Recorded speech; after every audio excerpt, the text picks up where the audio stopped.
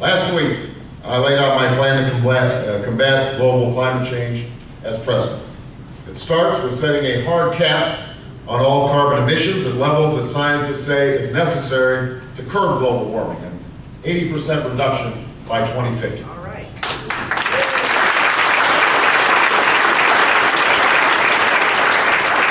We'll also ensure that all polluters pay based on the amount of pollution they release into the sky. It's called the 100% auction, so that people can't game the system.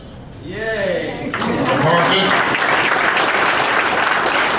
The market will set the price, but unlike other cap-and-trade proposals that have been offered in this race, no business will be allowed to emit any greenhouse gases for free.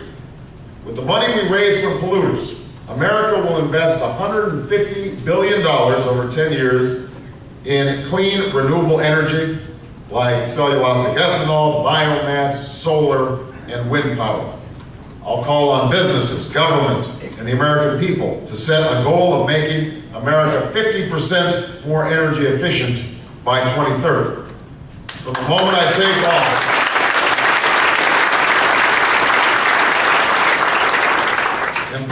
I take office, as president, I will personally reach out to the leaders of the biggest carbon-emitting nations and ask them to join America in creating a new global energy forum that will lay the foundation for the next generation of climate protocols, and those will be protocols that America will meet.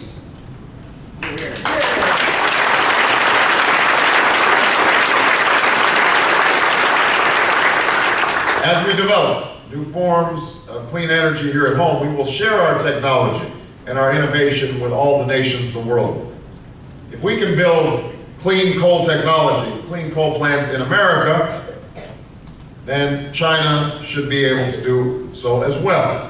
If we find a way to harness the next generation of biofuels, India will know how to do it too. And we will help build a future for poor and underdeveloped nations that is clean and energy efficient.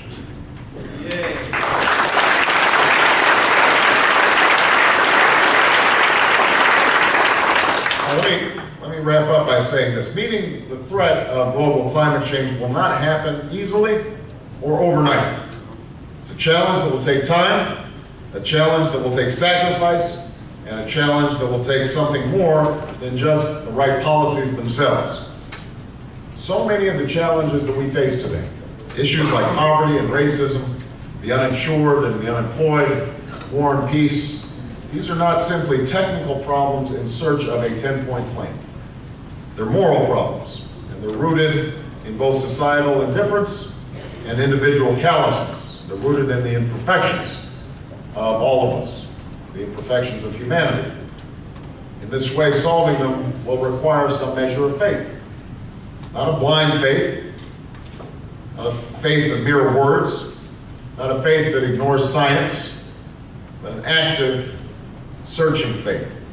It's a faith that does not look at the hardship and pain and suffering in the world and use it all as an excuse for inaction or cynicism, but one that accepts the fact that while we're not going to solve every problem here on earth, we can make a difference.